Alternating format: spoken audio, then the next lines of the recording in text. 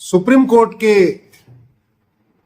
एक जज साहब का मानना है कि जो पूरे देश में इस समय हिंसा फैली हुई है या जो उदयपुर में हुआ है, इसके लिए नूपुर शर्मा जिम्मेदार हैं और नूपुर शर्मा को माफी मांगना चाहिए पब्लिकली। ऐसा उन्होंने क्यों बोला, ये तो जज साहब जाने। उन्होंने सही बोला कि गलत बोला, सुप्रीम कोर्ट ने बोला है, सुप्रीम कोर्ट के जज हैं तो सही बोला होगा। अब सही बोला या गलत बोला इसका तो आप भी तय कर सकते हैं, लेकिन मैं कुछ और कहना चाहता हूं।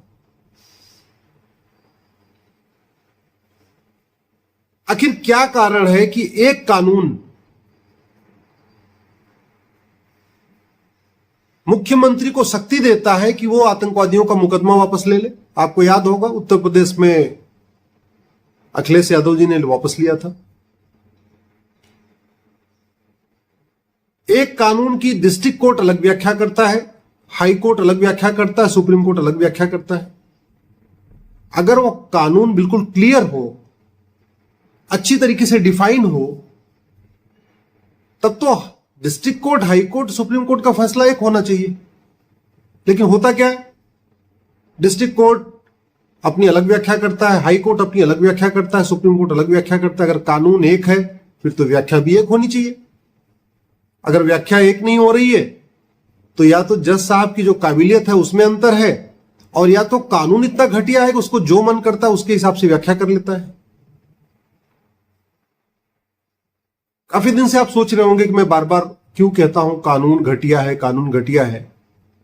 और आज आपको मैं बताता हूं कि ये जो हुआ है आज, इसका भी कानून से ही संबंध है। सुप्रीम कोर्ट के खुद की जजमेंट है जिसमें उन्होंने कहा कि अगर सेम मैटर पे, सेम इशू पे अगर मल्टीपल एफआईआर हो रही है कई सारे राज्यों में, तो उसको क्लब करके एक जगह जांच होनी चाहिए। ऐसा अमिश देवगन केस में भी हुआ था, एक दो केस में और भी हुआ है। लेकिन नूपुर शर्मा के मामले में आज सुप्रीम कोर्ट ने बोला नहीं नहीं, ये तो जो हुआ है उदयपुर में जो हुआ या देश में जो माहौल टेंशन है उसके लिए नूपुर शर्मा जिम्मेदार है। कानून में ऐसा कहीं लिखा तो है नहीं। किस कानून को यूज करके जज साहब ने बोला, किस इन्वेस्टिगेशन के बाद कोर्ट को यह समझ में आया? सुप्रीम कोर्ट में पहली बार सुनवाई हुई थी।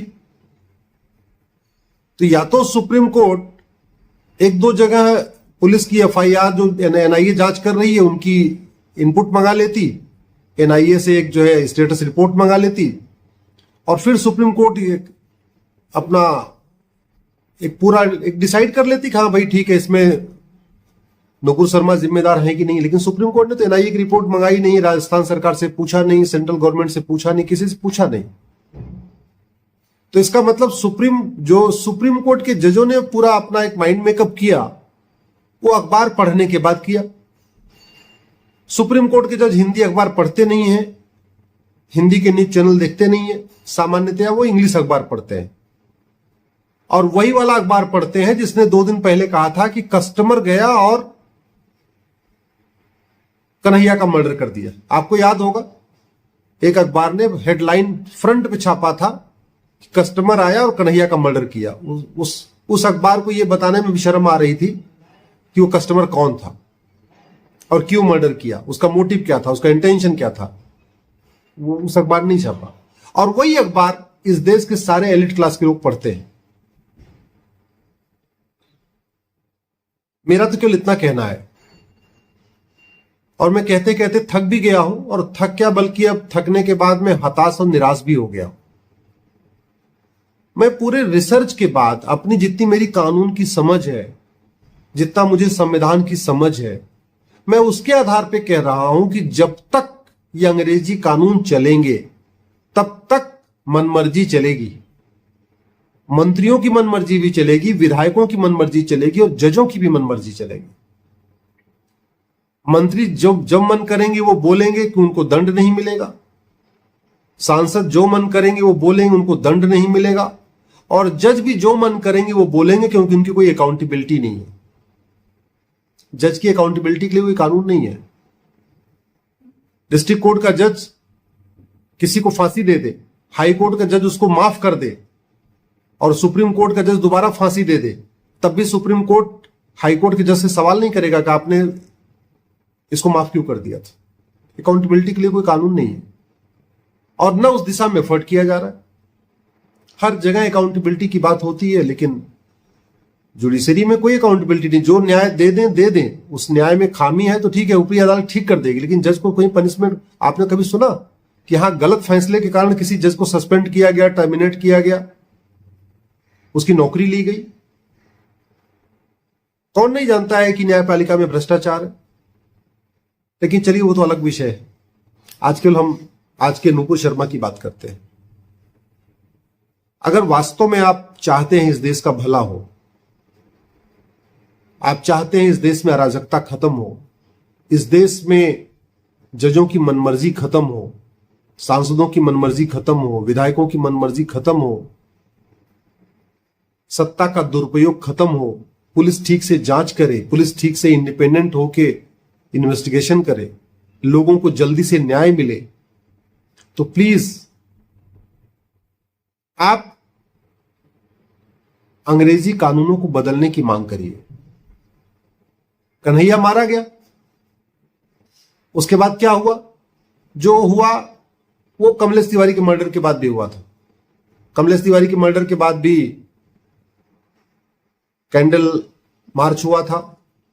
कमलेश तिवारी के मर्डर के बाद भी ट्विटर पे ट्रेंडिंग हुई थी, फेसबुक पे पोस्ट लिखी गई थी, उनको उनके परिवार को आर्थिक सहायता दी गई थी। जो कुछ अभी कन्हैया में हुआ है, कन्हैया में भी यही हुआ है। ट्विटर ट्रेंडिंग हुई है, कैंडल मार्च हुआ है, सड़कों पर लोग उतरे हैं, फांसी देने की मांग किए हैं। लेकिन दिक्कत यह होती है हम कभी सोचते नहीं है। आप मुझे बताओ किसके मर्डर के बाद फांसी हुई?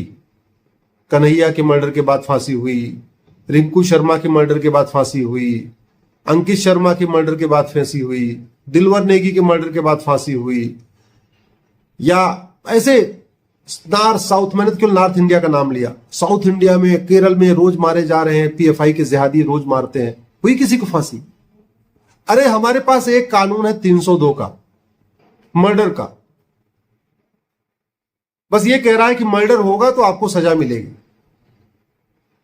इसका मतलब अगर रोड रेस हो जाए, सड़क पे दो लोगों की गाड़ी टकरा जाए, उसमें से कोई एक आदमी रिवॉल्वर से मार दे तो वो भी 302 का ही मुलजिम हुआ।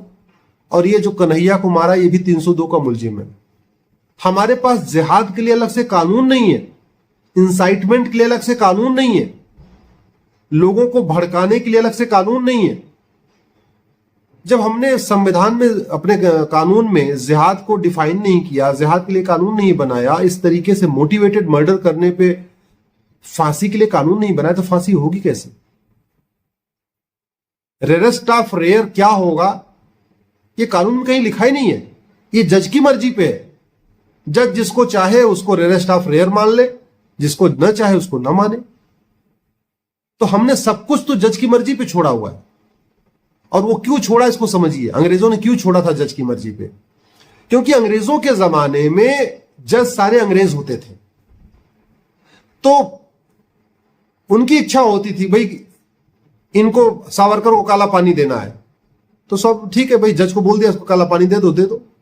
उन्होंने कानून इस तरीके से बनाया कि जज जिसको चाहे सजा दे दे, जिसको चाहे बेल दे दे, जिसको चाहे जेल कर दे, जिसको चाहे आजीवन कारावास कर दे, जिसको चाहे 1 साल 2 साल के लिए माफी कर दे। वही कुछ दिन पहले देखिए सिद्धू के मामले में क्या हुआ था। सिद्धू के मामले में नीचे से सजा हुई, ऊपर सजा पलटी, सुप्रीम कोर्ट से फिर माफी हो गई, फिर सुप्रीम कोर्ट ने सजा दिया।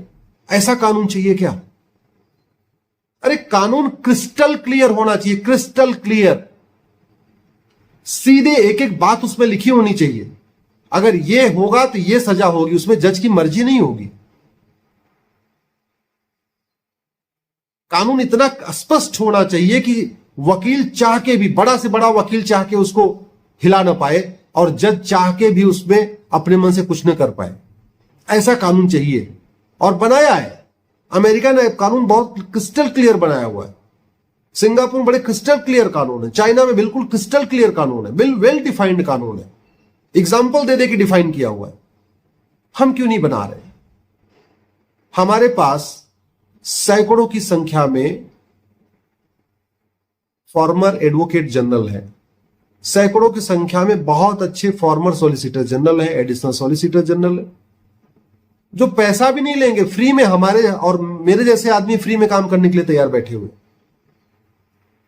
बहुत अच्छे ईमानदार मेहनती रिटायर्ड जज भी हैं, रिटायर्ड जो है लॉ के प्रोफेसर भी हैं, रिटायर्ड मेहनती ईमानदार रिटायर्ड आईएएस रिटायर्ड आईपीएस भी हैं। हम उनकी अगर मदद लें तो मात्र एक साल में 1950 के पहले बने सारे कानूनों को खत्म किया जा सकता है, लेकिन खत्म नहीं किया जा रहा है। क्यों नहीं खत्म किया जा रहा है, अब आप भी ये आप तय कर लीजिए।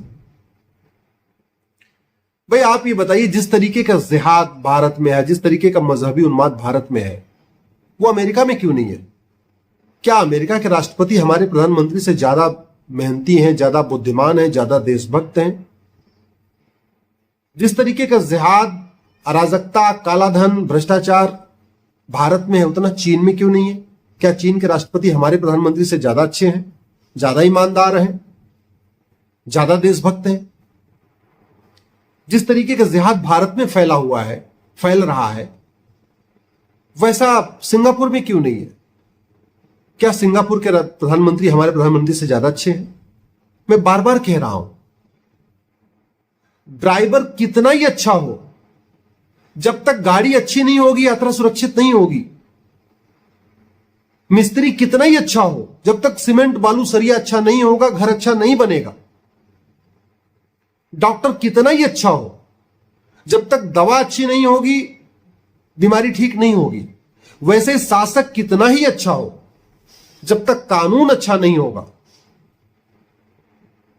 तब तक अलगाववाद, कट्टरवाद, नक्सलवाद, माओवाद, जिहाद, मजहबी उन्माद कम नहीं होगा, काला धन, हवाला, भ्रष्टाचार खत्म नहीं होगा। हम इसके पहले कई बार इस बात पे चर्चा कर चुके हैं, लेकिन क्या करूं, विषय वही है, चूंकि मूल कारण समस्याओं का वही है, इसलिए मुझे रिपीट करना पड़ रहा है। आपको लगता होगा बार बार कानून की बात कर रहे हैं, बार बार कानून की। अरे जब कानून ही मूल कारण है तो कानून की बात करूंगा ना, चुप तो नहीं बैठ सकता। कानून ऐसा नहीं होना चाहिए कि एक मुख्यमंत्री अखिलेश यादव को इतनी शक्ति दे दे कि वो आतंकवादी का मुकदमा वापस ले ले। कानून ऐसा नहीं होना चाहिए कि सेम केस में, सेम सेक्शन में, सेम धारा में वही जज एक आदमी को बेल दे दे, एक आदमी को जेल दे दे। आपको याद है, सिंपल धाराओं में वसीम रिजवी जितेंद्र उर्फ जितेंद्र त्यागी कितने दिन जेल में थे? कभी सोचा आपने?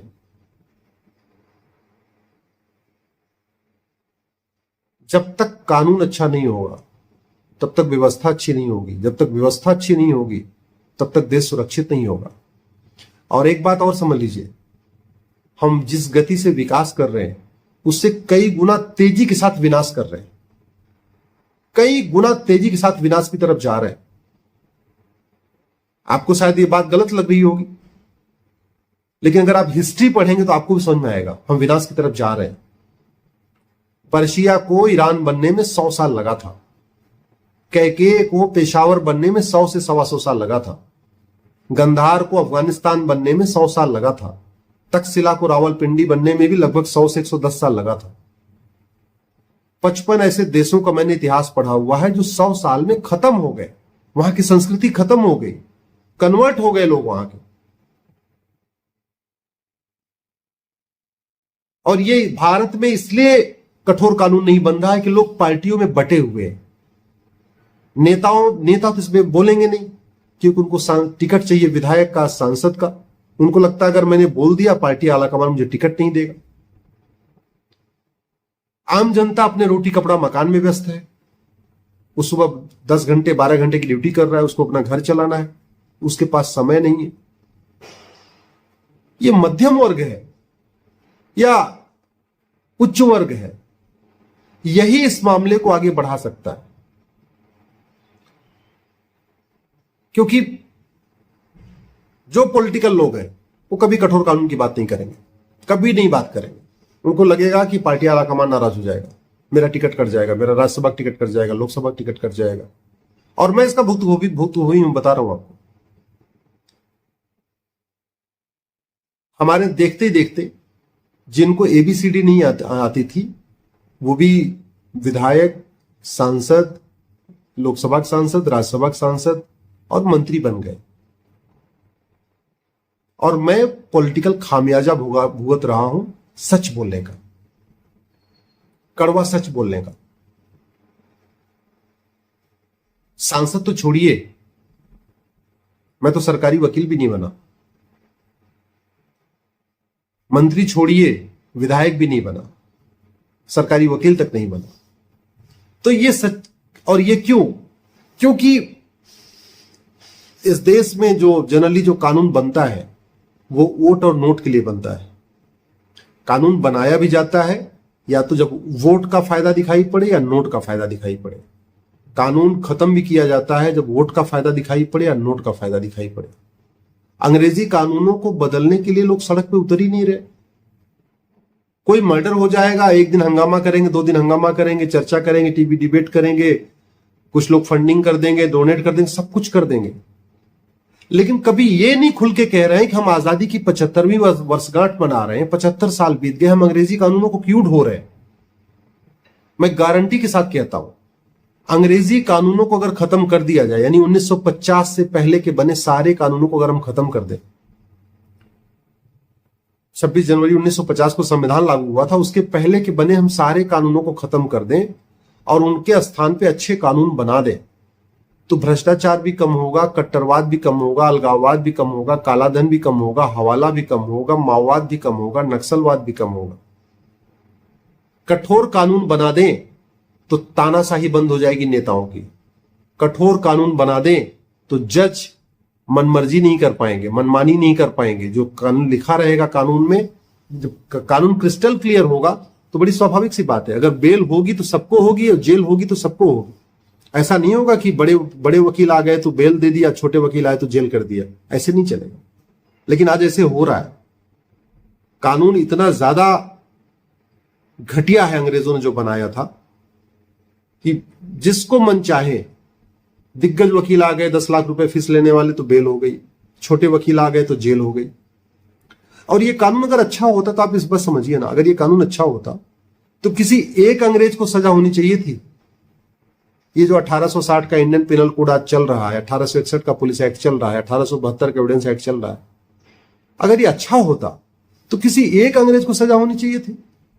इस देश में टॉर्चर किसने किया? अंग्रेजों ने किया। गोली किसने चलवाया? अंग्रेजों ने। कोड़े कौन मरवाता था? अंग्रेज। डंडे कौन मारता था? अंग्रेज। किसी अंग्रेज को सजा तो नहीं हुई ना। जलियांवाला बाग में इतने लोगों को भुनवा दिया था, सजा तो नहीं हुई उनको। ये कानून अंग्रेजों ने अपने लिए बनाया था और वो चल रहा है। इसलिए आज भी जज जिसको चाहे उसको छोड़ दें, अकाउंटेबिलिटी है नहीं। जिसको मन चाहे जो कह दें, जिसको मन चाहे जो बोल दें, कोई जिसको मन चाहे जेल कर दें, जिसको मन चाहे बेल कर दें, जिसकी मन चाहे सजा माफ कर दें, जिसको मन चाहे उसको सजा पूरी कर दें। ईमानदार जज होंगे सजा हो जाएगी, नहीं ईमानदार होंगे, स्वाभाविक सी बात है क्या हो रहा है, कितने सारे दोषी छूट जाते हैं, ये सबको पता है। इसलिए मेरा आपसे निवेदन है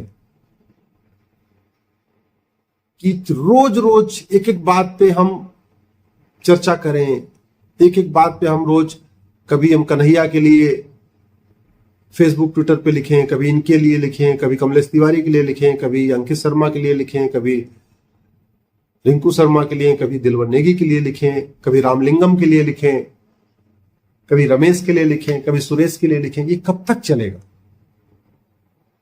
90% हिंदू जो 1947 में थे 78% हो गए, 12% कम हो चुके हैं। और देश में क्या माहौल है आप देख रहे हैं। अगर अभी भी नियम कानून के लिए आप एकमत नहीं होंगे, अभी भी आप अपने जो पार्टियों का भय रहता है उस भय से बाहर नहीं आएंगे और खुल के नहीं बोलेंगे हमको पुलिस रिफॉर्म चाहिए, हमको जुडिशियल रिफॉर्म चाहिए, हमको अच्छे कानून चाहिए, तो दिनों दिन स्थिति और खराब होगी। और एक बात और याद रखिए, जब अराजकता फैलेगी ना तो कोई नेता बचाने नहीं आएगा। तालिबानियों ने जब कब्जा किया था तो जो अफगानिस्तान के सांसद, विधायक, राष्ट्रपति थे वो पहले भाग गए थे। 1947 में जब कत्लेआम शुरू हुआ कराची में, लाहौर में, इस्लामाबाद में, तो वहां कोई नेता बचा नहीं। जितने बड़े लोग थे पहले भाग आए। मनमोहन सिंह जी चले आए, आडवाणी जी चले आए, इंद्र कुमार गुजराल चले आए, पृथ्वीराज कपूर चले आए, लाला अमरनाथ चले आए, ऋतिक रोशन के दादाजी रोशन साहब वो चले आए थे, गुलजार चले आए थे, मिल्खा सिंह, सब लोग चले आए थे। बचा कौन था वहां पे? मध्यम वर्ग और निम्न वर्ग।